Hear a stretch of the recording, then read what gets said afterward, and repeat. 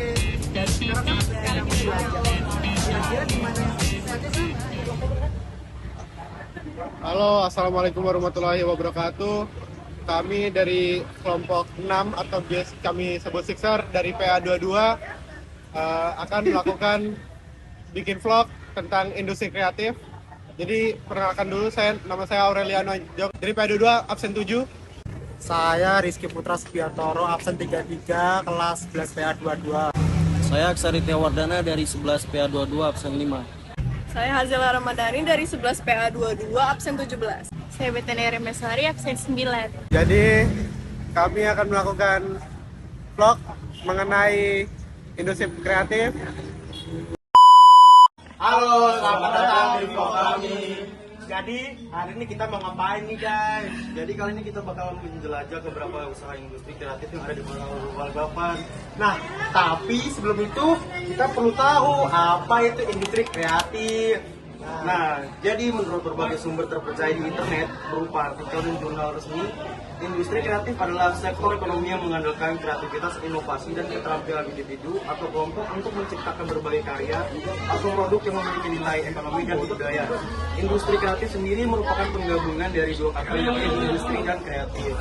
Kreatif itu banyak banget bentuknya. Contohnya itu seperti di bidang kuliner, penerbitan, pencetakan, fashion, seni rupa, game, periklanan, dan masih banyak lagi. Usaha industri kreatif ini memang sedang diminati oleh pelaku usaha karena manfaatnya yang besar, yakni bagi masyarakat dan juga negara untuk meningkatkan kualitas hidup masyarakat, menciptakan lapangan kerja, meningkatkan daya saing negara, meningkatkan nilai tambah produk dan jasa yang dihasilkan, serta meningkatkan citra dan identitas negara. Keren banget kan? Oke, jadi sekarang saatnya kita menjelajah. Kira-kira di mana saja sih lokasi usaha industri kreatif yang ada di Kota Balikpapan? Ikuti kami.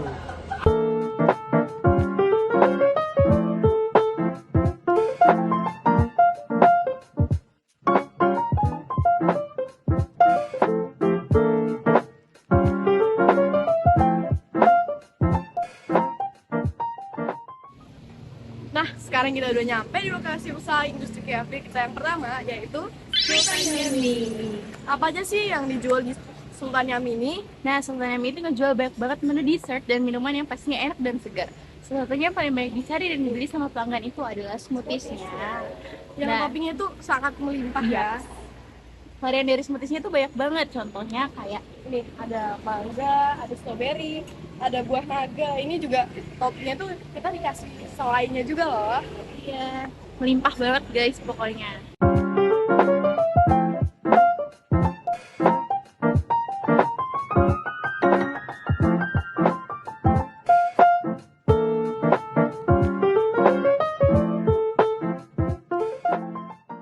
Oh ya, usaha ini sendiri berlokasi di Jalan Mars Maes Wahyudi Pinggan, yaitu tepatnya ada di halaman toko parfum, toko Raja Parfum, dan sampingnya Indomaret Pinggan. Nah, Sultan Yami ini buka dari pukul 12 hingga pukul 8 malam. Dan untuk harga menunya itu dimulai dari 20.000.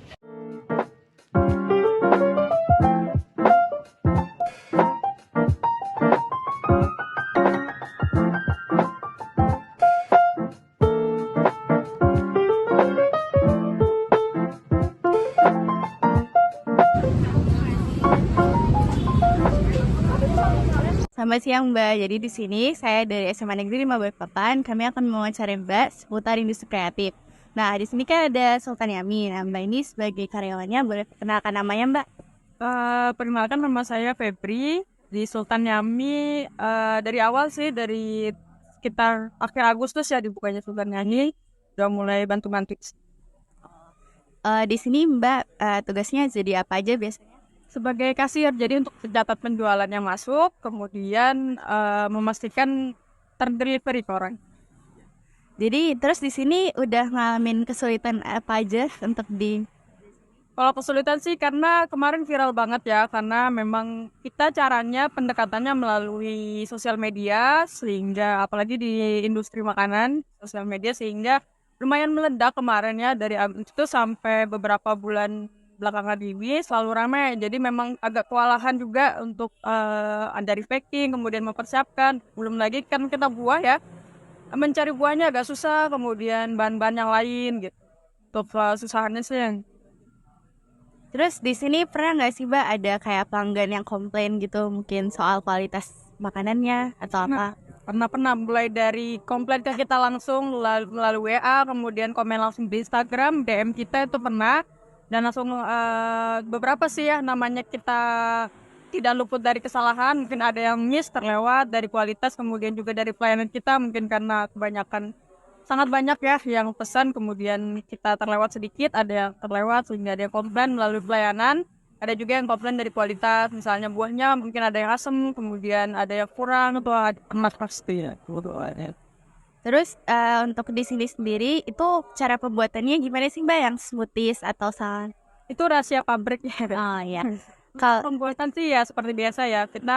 Menu awal kita itu hanya smoothies. Jadi dari smoothies buah, kemudian kita kasih cream cheese, kasih parutan keju, kemudian topping buah lagi. Itu kemarin sempat viral di awal-awal, kemudian kita tambah-tambah menu baru yang biasanya sih kita kebanyakan buah, kemudian kita tambah menu lagi pentol itu aneh. terus untuk ide usahanya ini biasanya awalnya dari mana sih Mbak? Saya bukan owner ya, jadi untuk ide usaha mungkin bisa ketanyakan ke owner, tapi untuk ide usaha sih karena memang lagi rame-ramenya di luar dan di Kalimantan ini kan masih jarang ya, apalagi di Balikpapan tuh belum ada yang, mungkin ada beberapa, cuman yang setumpah-tumpah atau sebanyak di sini tuh belum ada, jadi kita kasih nih yang di Balikpapan, di daerah sebagian ini dan meledak, viral. Keren banget kan guys. Jadi di Sultan Yami ini tuh emang buah-buahnya tuh fresh banget, dan kita kemarin udah coba untuk smoothiesnya dan juga saladnya tuh benar-benar enak karena toppingnya melimpah, dan kita bisa lihat ya kemarin minggu lalu itu rame banget di sini sampai kita ngantri lumayan lama. Oke, makasih ya Mbak sudah bersedia kami wawancara. Sama ada Makasih. Halo guys, kita lagi di mana nih? Aku nggak tahu lagi di mana. Coba tanya Andri. Andri, kamu tahu kan? Kalian masa tidak tahu ini kita di mana? Kita lagi di Infinity Media Balikpapan. Infinity Media ini adalah salah satu tempat printer dan percetakan ternyaman dan terbaik di kota Balikpapan. Apakah kalian tahu kenapa ini adalah tempat terbaik? Nggak tahu Andri, kenapa ya? Jadi penasaran? Mending kita langsung masuk aja. Let's go. Gaskeun.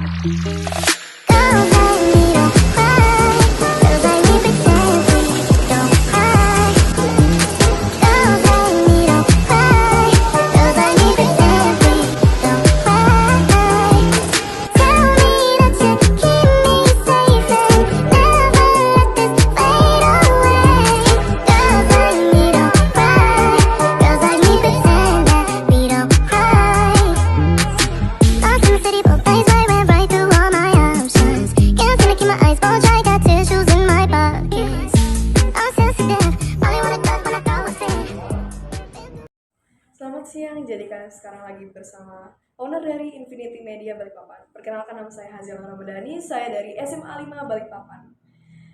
Sebelumnya Bapak, terima kasih telah meluangkan waktu untuk kami wawancara mengenai industri kreatif. Saya di sini berbicara dengan Bapak siapa ya, Pak? Saya namanya Hendra, Pak Hendra dipanggil. Baik Pak. Ah. Bapak, jika boleh saya tahu, Hmm. dari kapan sih Pak mulai bisnis Infinity Media ini? Infinity Media ini sih sekitar tahun 2017-18 ya. Lumayan lama juga ya Pak.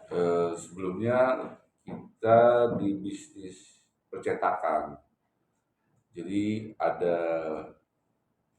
tingkatannya. Jadi kita dulu di offset.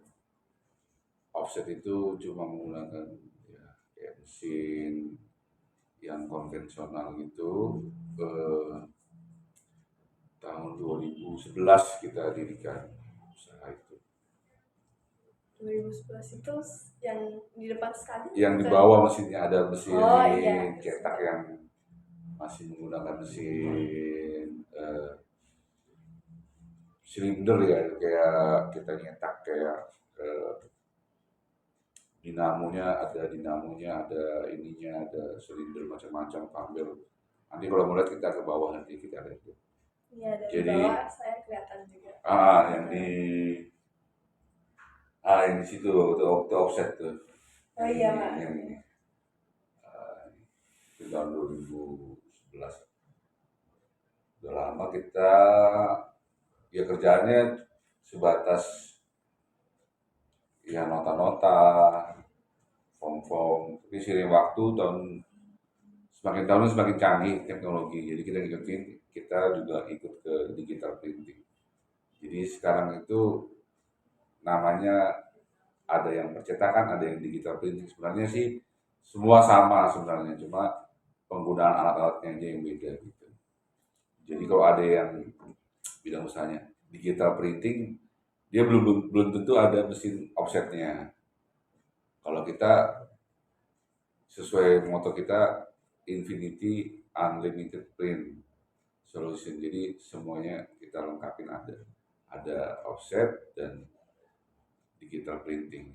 Ya, ini kan termasuk industri kreatif lah. Oh iya, Ya. termasuk. Dan Pak, kan tadi sebelumnya cuman percetakan nih Pak. Betul. Bapak dapat inspirasi untuk membuka digital printing ini buat poster dan lain-lain, itu dapat inspirasinya dari mana ya Pak? Jadi kebutuhan konsumen semakin tahun kan semakin meningkat ya. Kadang-kadang ada yang bisa bikin kaos, kalau kita tolak kan juga sayang kan. Atau mau bikin poster, cuma jumlahnya sedikit, 5 lembar, 2 lembar, sayang juga kita tolak kan. Nah kalau di offset itu nggak bisa, offset harus jumlah yang eksemplar banyak. Ini harus naik banyak, sekitar ya mungkin 10 ring, 20 ring gitu. Kalau 1 lembar aja kita pakai digital printing, karena kan kayak ada nah ini mesin A3 plus, di atas ada spanduk. Jadi kita mengusung one stop solution lah. Jadi kebutuhan konsumen kita bisa memenuhi dengan baik, dengan pelayanan yang baik. Dan kita include-kan juga ada entertainment-nya, ada karaoke-nya, ada cafe-nya, ada tempat nongkrongnya juga. Jadi orang enjoy ya. Semua. Nah, untuk seiring waktu ini Bapak dapat inspirasi, kira-kira ada nggak sih Pak teman yang nemenin untuk dapat inspirasi sampai Bapak bisa buka Infinity seperti sekarang? Ya awal mulanya saya buka percetakan cuma 2 orang ya, sama partner saya Pak Suprapto. Kebetulan dia ada di kantor lama di Link Road. Jadi kita memang tujuannya setiap tahun, setiap dekade kita memperbaiki apa yang kurang, apa yang dibutuhkan kita lengkapin gitu. Nah, Bapak ini membuka seperti percetakan, digital printing, targetnya ini siapa sih Pak menurut Bapak pasarnya ini? Pasarnya ya seluruh masyarakat ya. Seluruh masyarakat pasti kan butuh untuk promosi, butuh untuk tugas sekolah mungkin, ya butuh untuk kebutuhan dia UMKM, kotak kue, kotak makan, poster, kayak macam-macam lah. Jadi pertumbuhan industri kreatif di jasa percetakan digital printing ini termasuk rame ya, kalau kita bilang itu industri yang nggak ada stoknya sih.